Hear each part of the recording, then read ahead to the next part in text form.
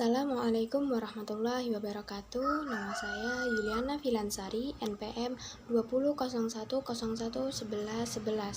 Di sini saya akan mempresentasikan materi sejarah linguistik yang diajukan untuk memenuhi tugas individu mata kuliah Bahasa Indonesia. Sejarah linguistik. Sejarah linguistik yang sangat panjang telah melahirkan berbagai aliran-aliran linguistik yang pada akhirnya mempengaruhi pengajaran bahasa.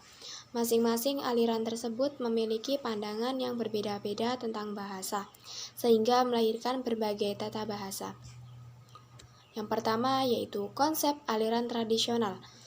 Aliran tradisional telah melahirkan sekumpulan penjelasan dan aturan tata bahasa yang dipakai kurang lebih selama 200 tahun lalu. Menurut para ahli sejarah, tata bahasa yang dilahirkan oleh aliran ini merupakan warisan dari studi preskriptif abad ke-18. Studi preskriptif adalah studi yang pada prinsipnya ingin merumuskan aturan-aturan berbahasa yang benar. Dalam sejarah perkembangan ilmu bahasa, aliran tradisional merupakan aliran pertama yang paling awal muncul sebelum aliran-aliran lainnya. Sebagai aliran yang pertama, aliran ini banyak diwarnai oleh pemikiran filsafat. Hal ini tidak mengherankan karena cikal bakal aliran tradisional ada saat berkembangnya ilmu filsafat. Dengan demikian, sangat wajar cikal bakal aliran ini dihasilkan oleh aliran filsafat, yaitu Plato yang pertama kali membicarakan tentang bahasa dengan mengemukakan dua konsep, jenis kata. Berikut ini beberapa contoh definisi yang dikemukakan oleh tokoh aliran tradisional. 1. Kata benda adalah kata yang dipakai untuk menamai seseorang atau sesuatu. Yang kedua, kata ganti ialah kata yang dipakai untuk menerangkan kata benda atau padanan kata benda. Yang ketiga yaitu kata sifat adalah kata yang dipakai untuk menerangkan kata benda. Yang keempat, kata depan adalah kata yang ditempatkan di depan kata benda atau pada kata benda untuk menunjukkan hubungan antara orang atau sesuatu yang disebut dalam kata benda itu dengan sesuatu yang lain. Yang kelima yaitu kata penghubung adalah kata yang dipakai untuk menghubungkan kata-kata atau frasa-frasa atau anak kalimat dengan anak kalimat lainnya. Yang keenam yaitu kata keterangan adalah kata yang dipakai untuk menerangkan jenis kata apa saja selain kata benda atau kata ganti. Yang ketujuh yaitu kata seru adalah kata atau bunyi yang disisipkan dalam kalimat untuk menyatakan perasaan atau perasaan tentu dari pikiran. Yang kedelapan yaitu kata kerja adalah kata yang dipakai untuk yang menyatakan sesuatu tentang seseorang atau sesuatu. Yang kedua yaitu konsep aliran struktural. Sejak tahun 1930-an sampai akhir tahun 1950-an, aliran linguistik yang paling berpengaruh adalah aliran struktural. Tokoh linguis dari Amerika yang dianggap berperan penting pada era ini adalah Bloomfield. Linguistik Bloomfield berbeda dari yang lain.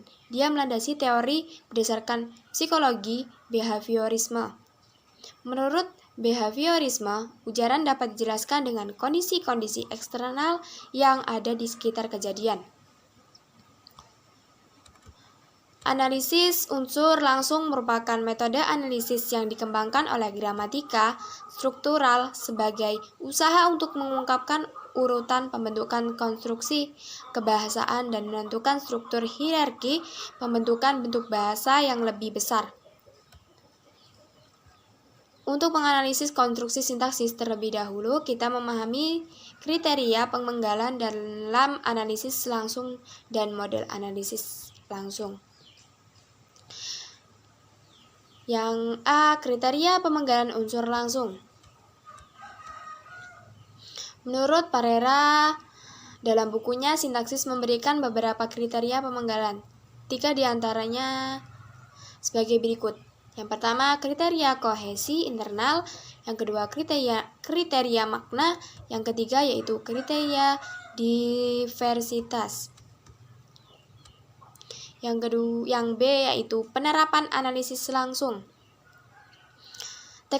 Teknik analisis langsung dapat digunakan baik untuk menganalisis frase maupun kalimat. Dalam tataran frase, bila frase tersebut hanya terdiri dari dua kata, kita tidak akan mengalami kesulitan untuk mengetahui unsur langsungnya. Tetapi, apabila lebih dari dua kata, kita harus menentukan dengan ketiga kriteria di atas. Yang ketiga yaitu konsep aliran tagmatic. Aliran ini dipelopori oleh Kenan Elphick. Bukunya yang terkenal adalah Language in Relation to Analytic Theory of the Structure of Human Behavior. Menurut aliran ini, satuan dasar dari sintaksis adalah tagmen atau bahasa Yunani yang berarti susunan. Tagmen adalah korelasi antara fungsi gramatikal atau slot dengan sekelompok bentuk-bentuk kata yang dapat saling dipertukarkan untuk mengisi slot-slot tersebut. Yang dimaksud dengan tagmen adalah korelasi antara fungsi gramatikal atau slot dengan sekelompok bentuk-bentuk kata yang dapat saling dipertukarkan untuk mengisi slot tersebut. Dalam perkembangan selanjutnya, maka kedua unsur tagmen yaitu fungsi dan bentuk atau kategori pengisi fungsi perlu ditambahkan pula dengan unsur peran atau pengisi makna dan kohesi. Yang pertama yaitu ciri-ciri aliran tagmatic. Yang satu, setiap struktur terdiri atas tagmen-tagmen, meliputi slot, kelas, peran, kohesi.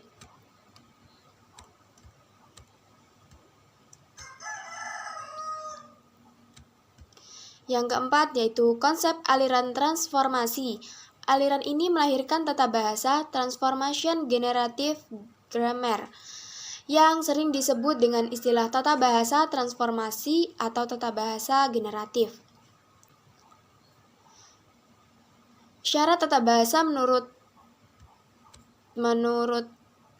adalah pertama, kalimat yang dihasilkan oleh tata bahasa itu harus dapat diterima oleh pemakai bahasa tersebut sebagai kalimat yang wajar dan tidak dibuat-buat. Kedua, tata bahasa tersebut harus berbentuk sedemikian rupa sehingga satu atau istilah yang digunakan tidak berdasarkan pada gejala bahasa tertentu saja dan semuanya harus sejajar dengan teori linguistik tertentu.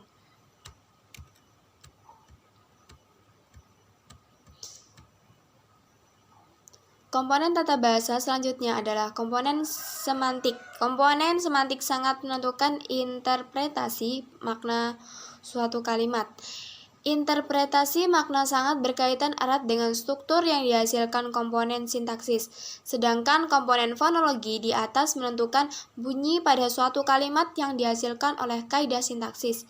Juga memberi penafsiran atau interpretasi bunyi pada sederetan unsur yang dihasilkan oleh kaidah transformasi.